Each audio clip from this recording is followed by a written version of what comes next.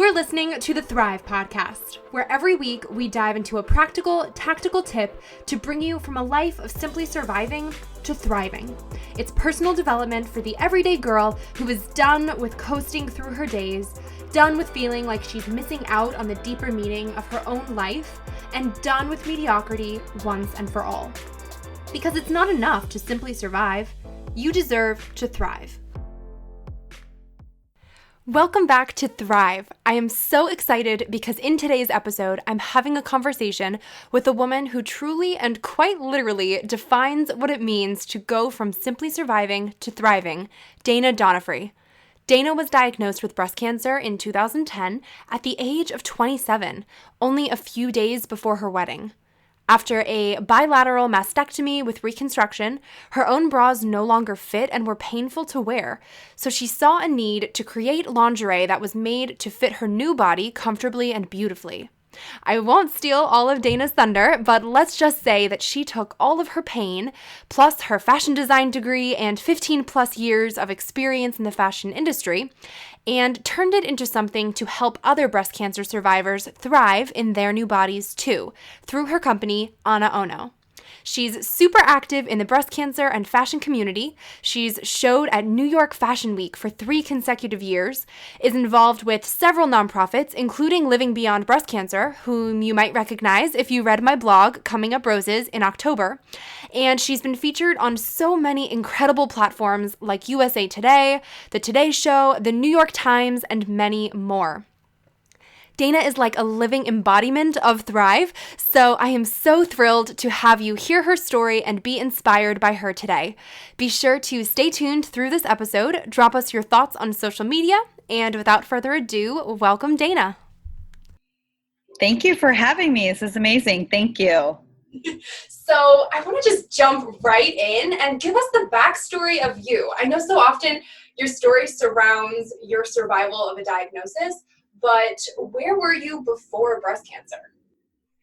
Yeah, I mean, it's really interesting because now I'm looking at, hopefully achieving 10 years in February from my diagnosis. And it does leave me kind of searching for my new starting place. And I think what's really interesting is that, before breast cancer, I was like your typical go-getter, mid-20s fashion industry designer and project manager. And I was just, I was kind of going through the motions. I got engaged. We moved into our condo together. I had a new car. I had a great job. It was kind of all those things that you kind of expect to start achieving once you start your life in your 20s. And I felt like I was doing all of them. And then cancer happened. Ugh, cancer happened. That's like such a deep, intense thing, but walk us through what that was like for you as a 27-year-old, soon to be newlywed, totally killing it in life, to be given a cancer diagnosis. I mean, this was nothing that you would have expected. So what was that like for you when you first were handed that, and what was going through your mind?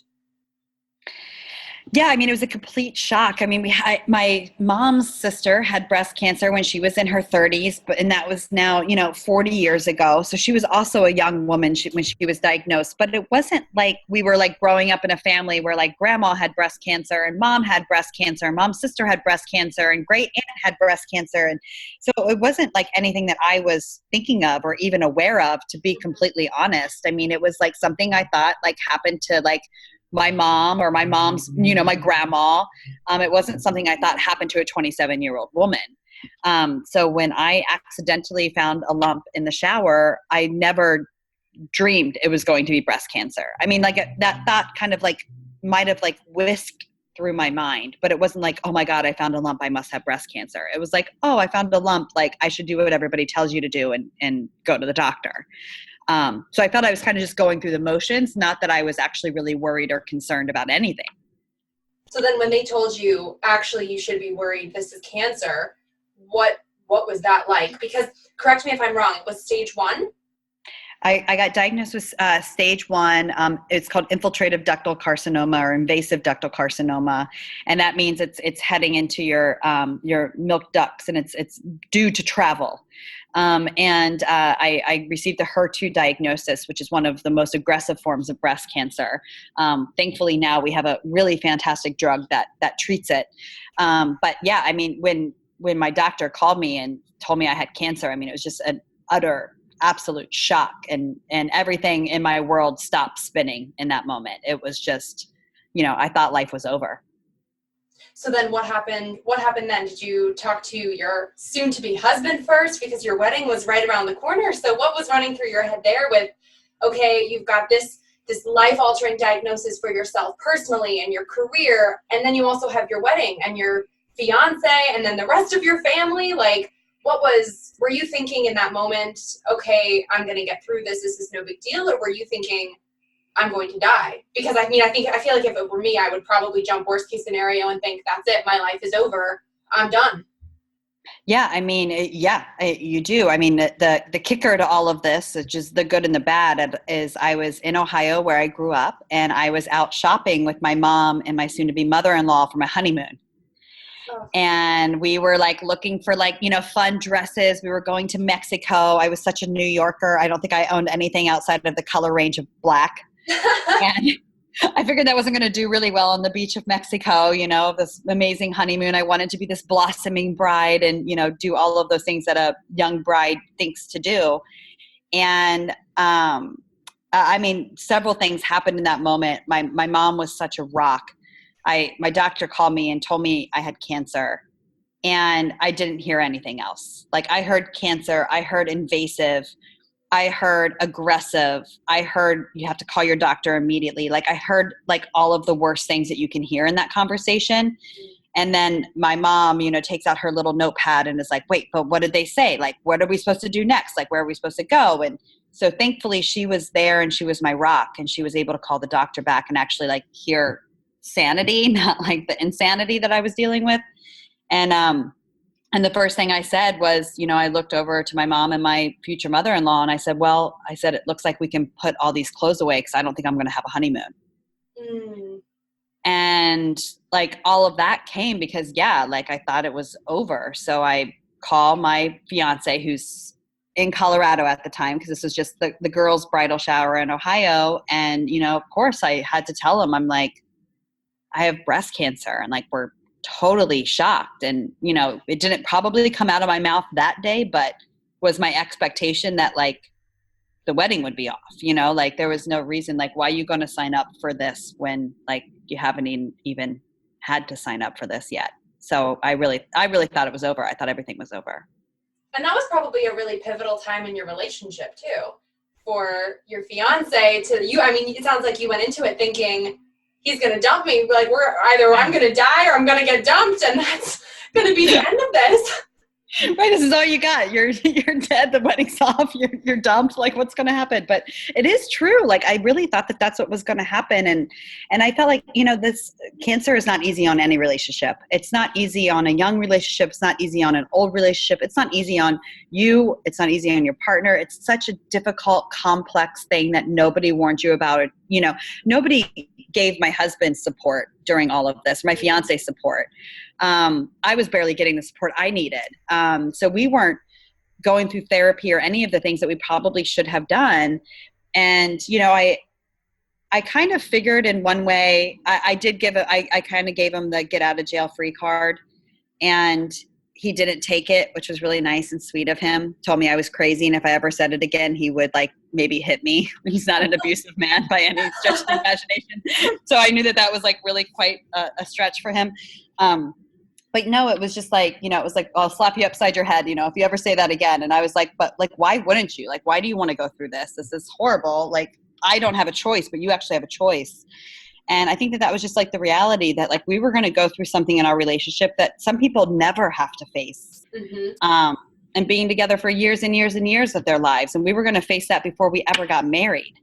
And that was, that was a lot. I mean, it's, we're together now. Well, we'll be almost married now for 10 years, but that hasn't been easy. Those 10 years have been rough. And, cancer is always in our life from there on out. Like it didn't just happen and then it was over. Mm-hmm. Oh my gosh. So what do you wish people who have never personally experienced cancer or a life-altering diagnosis like that in general knew? I guess from your perspective, or even from your husband's perspective, just from what you've garnered from him, what are things that people should know going into that, since the statistics are so insanely and unfortunately high for people's risk of getting cancer in today's day and age? Cancer is so much more than what we see on the outside. We see a patient lose their hair or, maybe even appear quote unquote sick for a little bit of time. The eyebrows are gone, the eyelashes are gone, especially if you're undergoing chemotherapy. If you're going through radiation therapy, a lot of that pain and suffering is happening under your clothes. If you have surgery, a lot of those surgeries are happening under your clothes. Cancer in general is happening to you emotionally, physically, and in your entire lifestyle. It's like your entire world. So I think it's always hard as a patient, especially those that are like metastatic, right? Because they don't quote unquote have that sick look. They have their hair, they've got, they're going to work, but they're on medication every single day of their life. So it's like sometimes, like, not to burn out this thing, but like sometimes the struggle is real. Like sometimes that struggle is happening like inside your body, inside your mind, inside your heart. That's not necessarily something that we show the world as a patient. We don't show the world that we're hurting on the inside. And that's a lot of what the suffering is. Going along then with hurting on the inside, what kind of support do you wish you had had, both, I guess, when you were first diagnosed and then throughout your healing process too? Because obviously you said you're coming up on this 10-year anniversary.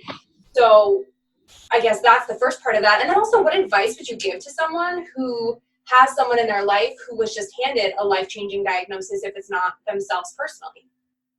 Yeah, I think relationships are always really tricky. Like I was 27 years old, so like all of my friends were not dealing with cancer. Right. When I was diagnosed, like everybody was like kind of living these happy-go-lucky lives. And now all of a sudden, like Dana was sick. And, I lost friendships because my friends were like, I couldn't be with you because I thought that you were going to die and I couldn't handle the thought of you dying. Ugh.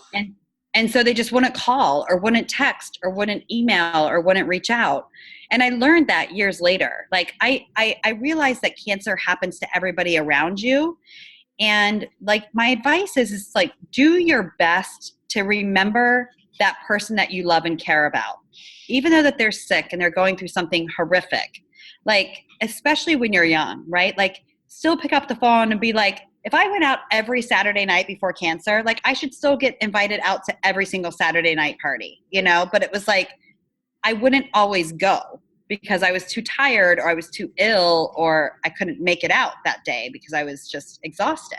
Mm-hmm. But it was like, at least your friends, you knew that they were still sitting there thinking of you and like wanting to be your friend and be supportive. Cause like, I didn't want to show up and like hang out with my friends and talk about my cancer. Like, I just wanted to be me. I just wanted to keep living my life. Like I already lived my cancer at the doctor's office and in the hospital and in and out of surgeries and on my couch and in my bed. Like I wanted to just go out and be me again. And I think that takes some effort of the person on the other side because, like if you look at your friend and you're like, oh, you're frail or you're broken or you're not feeling well, or I want to help you, but I don't know how to help you. It's like sometimes just calling and be like, how you doing today? Mm-hmm. Like, I saw this new dress at the mall. Do you want me to send you a picture? Yeah, totally. Cause I still want to see a new dress at the mall, or whatever. So it's just like, I think that that's hard because we become a sick patient in the eyes of others. And that's kind of a lot of what we struggle with, emotionally, saying, how do I still be me, but, still live my life at the same time. And now that you're on what I guess might feel like somewhat of another side, does it feel like another side? Or do you think there's always going to be that worry or fear in the back of your head that it could come back? Or is there ever a possibility of detaching from it where you yourself feel detached from the diagnosis? Well, I think one of the most staggering and disturbing statistics is that 1 out of 3 breast cancer diagnoses metastasize. Mm. And that's not a great odd when you're already 1 in 8. And now you've looked at kind of like that odd, and then you hear 1 in 3, and that's so much narrower.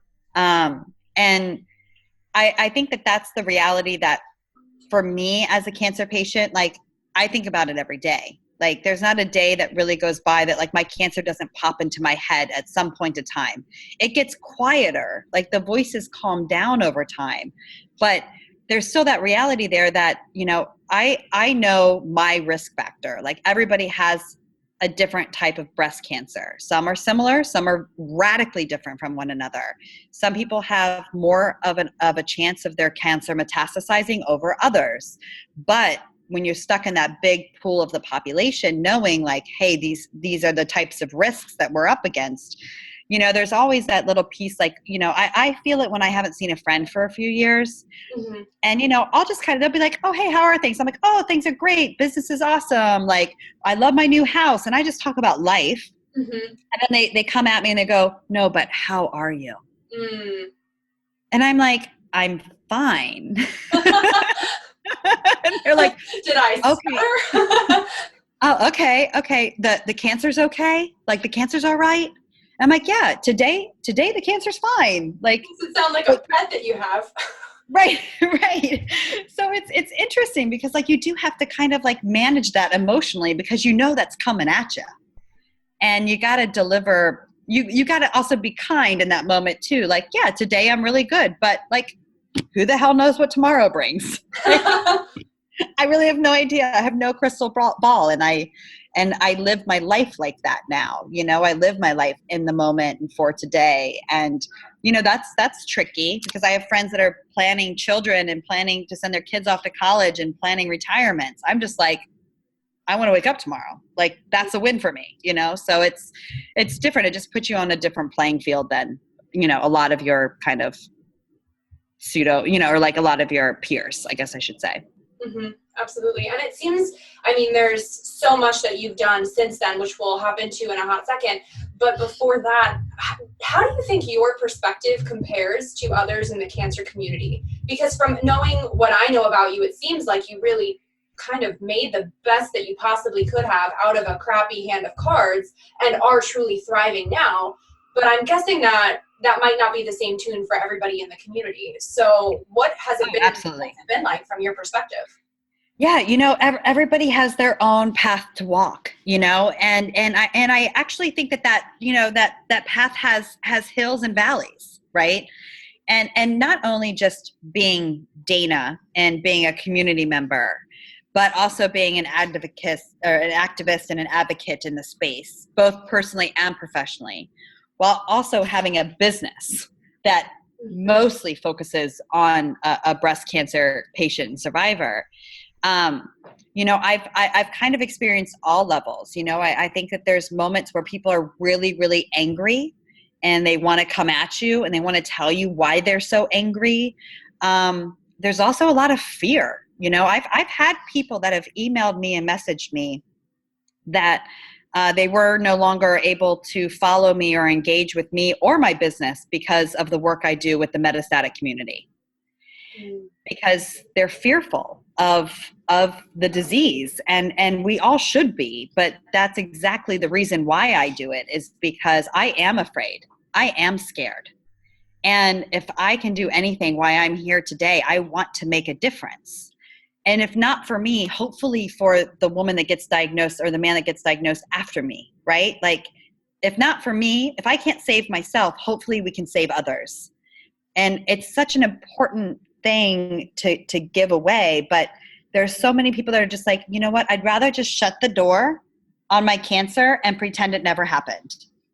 And I respect that too. Like I do think it's a calling to like kind of throw yourself into something full throttle and really make it your life's mission. But at the same time, you know, there is a reality that if we don't change the way we're doing things today, we will not progress and get better. This will only continue to get worse. And I think that that's what I believe in, but there's so many people that really don't. And we do get the stories through AnaOno, and I get them myself personally from the good, the bad, and the ugly, and then there's incredible stories of hope and inspiration that I also see where other women have, kind of found their calling because of their disease and have started nonprofits and started work and volunteers or changed jobs and like applied their talent to another, to a nonprofit space. So I think that there's like, it's complex on a lot of levels, and it depends on when you meet that person and where they're at in their path. Absolutely. I want to call out something you just said, though, that listeners should underline in their heads. The fact that you said how scared you were, but you did it anyway because you knew it was for a greater purpose.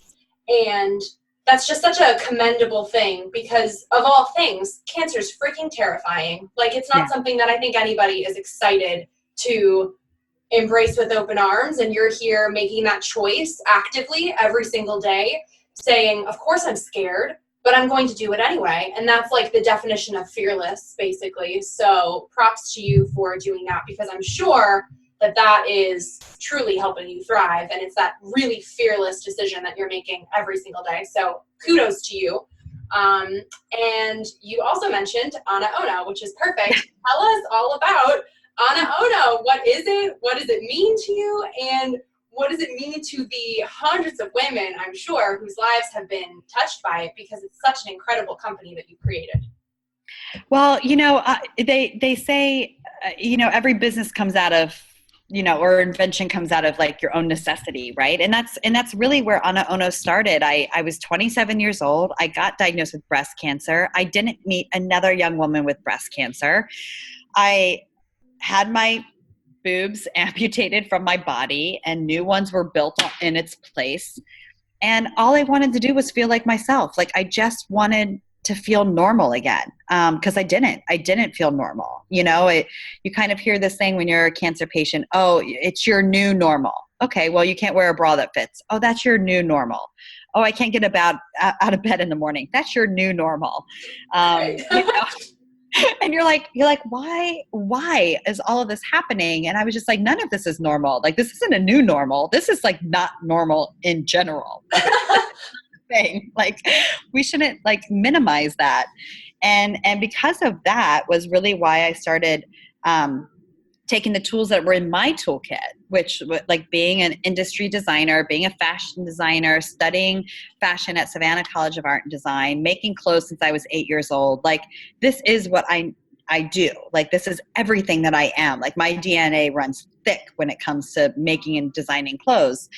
And it was just like, I kept going through this morning routine every morning, hating myself, hating my body, dealing with low confidence, trying to figure out how I was supposed to find and identify myself as this new normal, this new Dana, and thinking that I needed to change, or like all these things in my life were changing. And I just didn't want that to change. Like, it was like, why, if I had a pretty bra before breast cancer, can I not have a pretty bra after breast cancer? Like, why is that one more thing on the list of things to be taken away from me? And that's really when I started designing bras for breast cancer patients and survivors, because I just wanted to feel good in my own skin again. And now it's blossomed into so much more. And I just feel so incredibly gracious and honored that not just hundreds, but thousands and thousands of women around the world, right, have sent us stories and have bought our bras and have given us insight into their really incredible and amazing lives as well. That's awesome. And run us through how many different types of bras you create with that, because I know just from going on your website myself, I was like mind blown. I was like, oh my God, like I didn't even know that there were that many things that could happen that would necessitate that kind of bra. So I feel like that would be really enlightening for listeners to know exactly how many different things can be changed, where, I mean, you look at that list and you're like, of course you need you need a whole shop, like exactly what you created. Run us through this laundry list of things here. Well, I have to tell you, at AnaOno, we are completely and totally boob inclusive. So there is no judgment. If you've got 2 breasts, 1 breast, no breasts, or new breasts, we got you. Like, that is the secret to our sauce. But the reason being is because every diagnosis is different, and every diagnosis yields a different surgical outcome. Every surgery yields a different outcome. So we're not, cookie cutter anymore. We have different choices to how to deal with our surgeries. Women in general in the natural world have different shapes and sizes of breasts. Like, I think to a patient, it's very extreme, right? So if a woman has a lumpectomy and now has to remove a chunk of her breast tissue to get the clear margins around the tumor, and then undergoes radiation therapy, she could be 1 to 2 cup sizes different from the unaffected side to the affected side. Some people can keep a healthy breast, while others have to remove the diagnosed breast in its entirety. In my case, with my risk factor and with some of the markers I had, like, my best decision was to remove both my infected breast and preventatively remove my healthy breast. We've got, young women now that are identifying themselves as genetically mutated and are undergoing preventative mastectomies in an effort to make, to remove the host of where a cancer could start. And so all of these are different outcomes. You can rebuild your breasts with implants. You can rebuild them with your own tissue. You can choose to not reconstruct at all and just remain flat. But, I always say to people, just because you don't have breasts doesn't mean that you don't want something sexy to wear.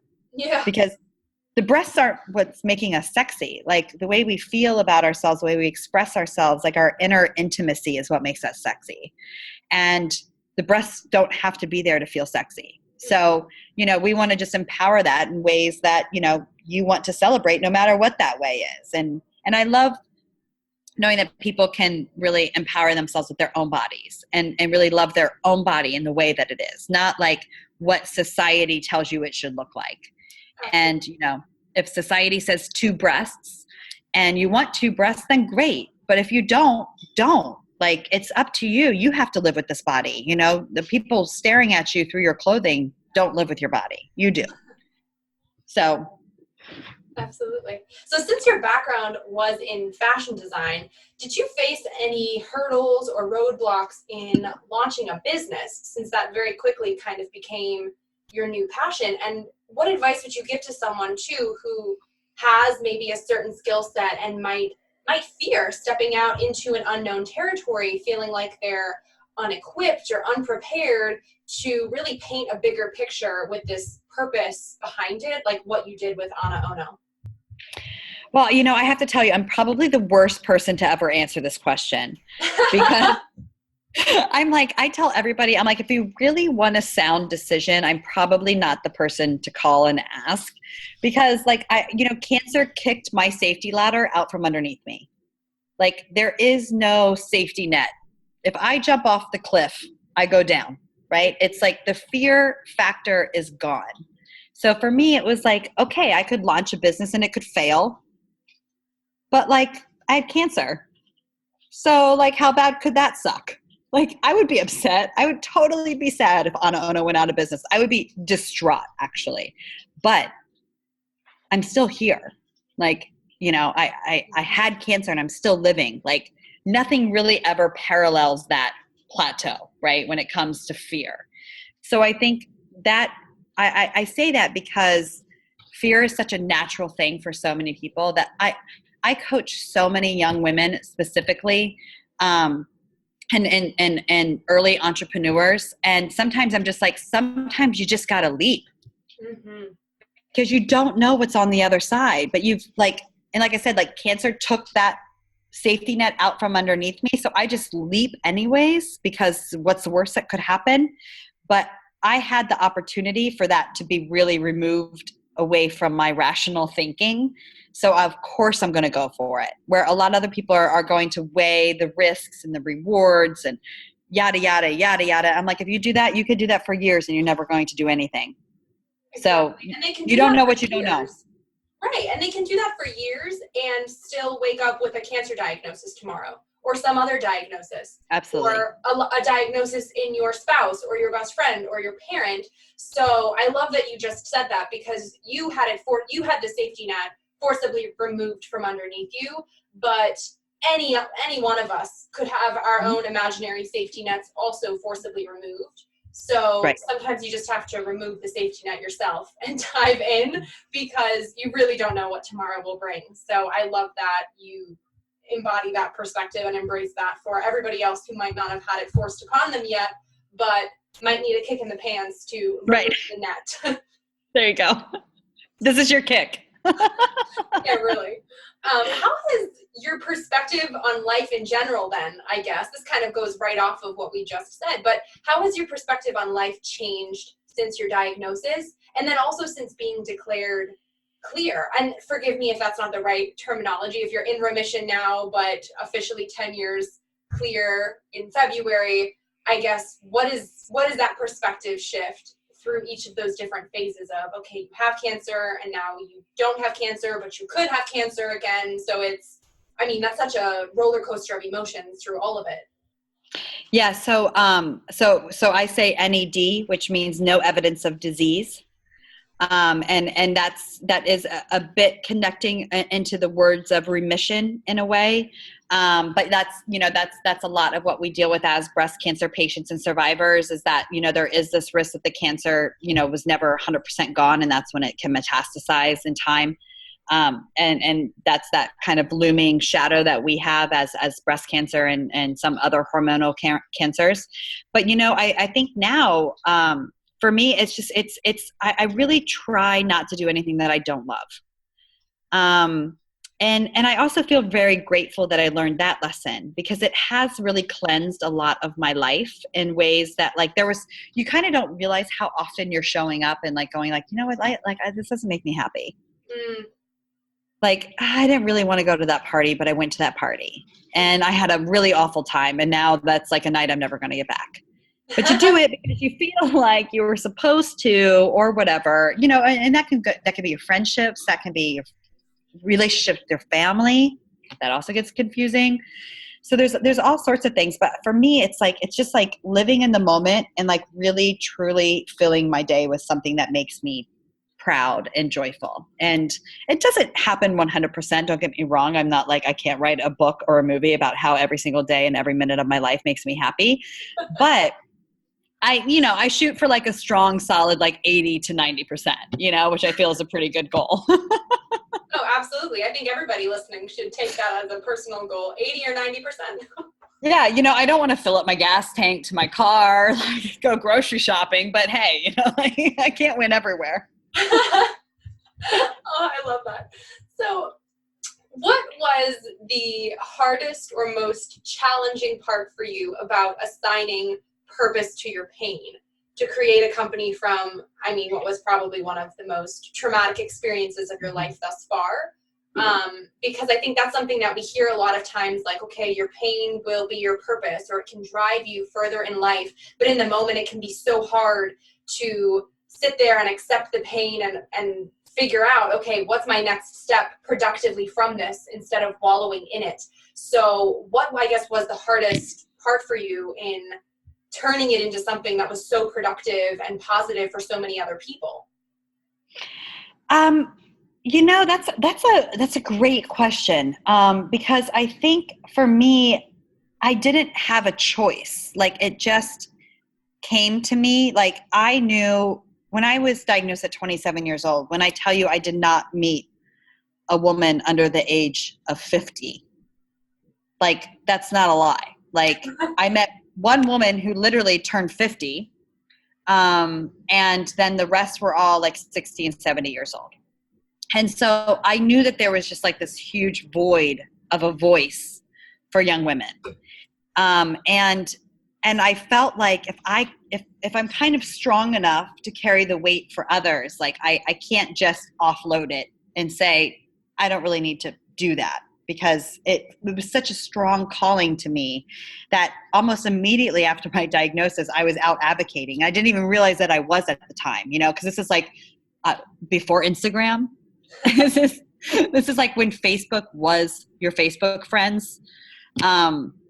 And so like, it was just such a different world, like you were going out and meeting people face to face and trying to engage others. And I just felt like after I got into that and I started feeling those emotions of like how, when I did eventually then get introduced to another young woman because somebody else introduced her to me, then I knew I was doing something right. You know, I knew that there was something I needed to do that was going to be purposeful. And even though with AnaOno, I knew I was going to help others, I didn't know I was going to help to this extent. I just really thought I was going to help women feel pretty again. Like, I thought it was going to be that simple. Because I knew when I put on my bra, like how much better I felt, like how I was standing up taller and how I had a better attitude, like I didn't hate myself anymore. I didn't realize the power of that. Like, I didn't realize that has an effect on people's lives. And so like, even, you know, at AnaOno, I'm like, it's more than a bra. It's actually not even a bra. Like, a bra is a vehicle, but I hope that vehicle opens up the door for you to see, oh, you know what, now that I'm feeling better about myself, you know what, maybe I am in a bad relationship. Maybe I am in an unhealthy relationship. Maybe I'm treating myself unhealthy. Like, maybe I'm doing things because like now I actually feel good about myself again. Like, it can really be life-changing. Totally. So how, since you mentioned having that fear all of the time of, okay, will it come back? Will it metastasize? How do you very tactily push past that fear on an everyday basis so that you can continue thriving? Is there any sort of mantra that you say, or how do you basically meet and greet it in your brain and politely show it the door so that you can continue doing what you are doing in your life? I have probably very unhealthy tactics, but I say that because it took me a very long time to figure them out. And it took me a long time because every time I was turning around because of my advocacy work, I was burying a friend. There was a moment in time where I was probably burying a friend every month. And I realized that I was learning how to grieve. And I didn't think that should be a learned skill. And I will never forget running into my neighbor in the street when one of my dear, dear, dear best friends passed away. And she looked at me and she said to me straight in my face, she goes, "You need more friends without cancer." And I thought she was like the biggest effing bee in the world that she said that to me. Because I was like, who are you? Like, who are you to say that to me? But I think it was her way of saying, like, you're really diving in here and you're surrounding yourself. And this is going to get really bad for you. But even with that comment, it made me really kind of think about things. I didn't stop making friends with cancer patients because we're just of a different breed. And I feel like all my friends now are cancer patients. But that being said, it was like, now I do understand how to grieve. I know how to grieve. I know what processes I need how to grieve. But when you ask me what I do when cancer pops into my head every day, I kind of put it in a little box in my mind. And I won't lie, like sometimes that box's lid rears its ugly head and it's like the jack in the box where you're just winding and winding and winding and you never know when he's going to pop.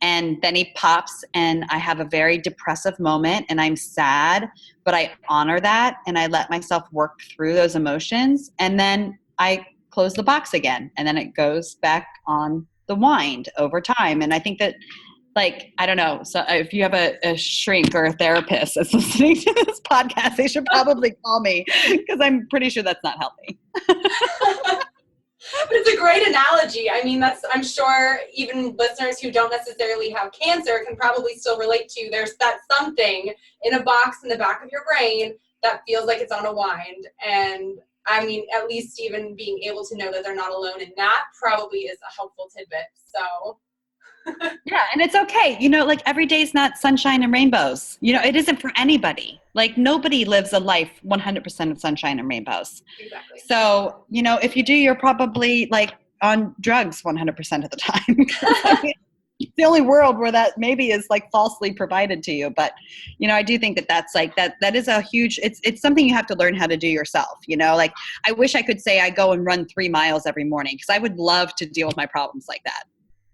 I just don't run 3 miles every morning. So. I feel like that would be a better way to deal with things. Yeah. What do you think are the biggest, most common barriers that people in general face to thriving versus simply surviving in their everyday life?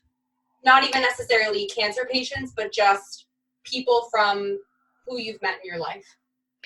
I think that that's an awesome question because I think it's multi-pronged, right? But I do believe that the core to that answer is yourself. And so many people will automatically give so much of themselves to others that they start to lose focus on what's really important. And it's only them. That's not in a selfish way, but like you can't love others or heal others or be an influence to others if you're not complete first. Absolutely. And we learn that in time. Like you don't know that at 18 years old. Like I thought I knew that in my mid-20s. Like I'm now like knocking on 40 and I'm like, I still don't have me at 100%, but I'm learning like every single time. So it's like to thrive in that moment, like really truly honoring and listening to yourself and saying, this is what I'm good at. That could be professionally or not professionally or with relationships or without relationships.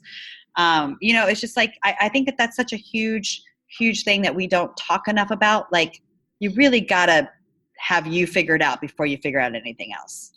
I love that. And I love what you just said too. You said thrive in the moment, because I think people get this grandiose idea in their head where they need to snap their fingers and just have it figured out. But it's so not that. It's like people forget that it is this daily choice every single moment of every single day where you have the choice, do I do X or do I do Y? And one will bring you closer to thriving and one will keep you at surviving. And it's like you have to keep choosing that over and over and over again. But that's what brings you from surviving to thriving. And it's not just this magical transportation vehicle that you just show up at a place of thriving. It's really something you work at in every single moment. So I love that you called it out as being a momentary thing. Yeah. Amazing. I want to close by asking you a question that I ask all guests to close things out. And that is, what does thrive mean to you? And how do you strive to thrive in your own everyday life? I mean, thriving to me is really just trying to be the best person, friend, wife, sister, aunt, and human being that I can possibly be. And I think that that's the true essence of thriving, right? Is once you can be the best you, like you can really truly help others because somebody needs your hand sometimes too. Like sometimes you got to pick somebody up and bring them into your world and get them thriving instead of surviving. Because life is hard. Like it's tricky and it's complex and it's ugly. And that's like the only thing that you have to kind of keep going is making sure that you have like your eye on the prize. I love that. So thank you so much for coming on to the Thrive podcast. This was awesome hearing from you. And I'm sure that listeners have a whole boatload of information to sink into now. Tell us where people can find you online to stay connected. Yeah, so obviously you can visit AnaOno.com, and that's AnaOno.com. And if you ever feel like you can't remember that, just remember it's my name, Dana Donofree, without the double D's.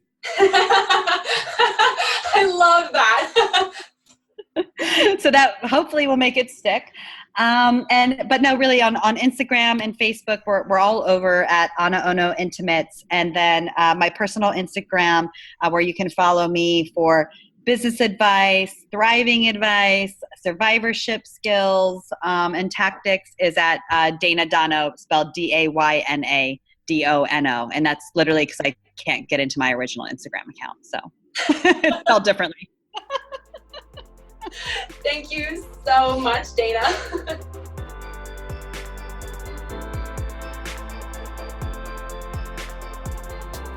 Wait, before you go, if you like what you just listened to, drop us 5 stars on iTunes. Make sure you're subscribed to never miss an episode of Thrive. And if you're on Instagram, snap a screenshot and share to your story with what episode you're tuning into and tag me at Erica Lagenza with what part resonated with you the most. That way, I can see what's helping you and your friends can pick up a helpful tidbit too. Thanks for tuning in. It's your time to thrive.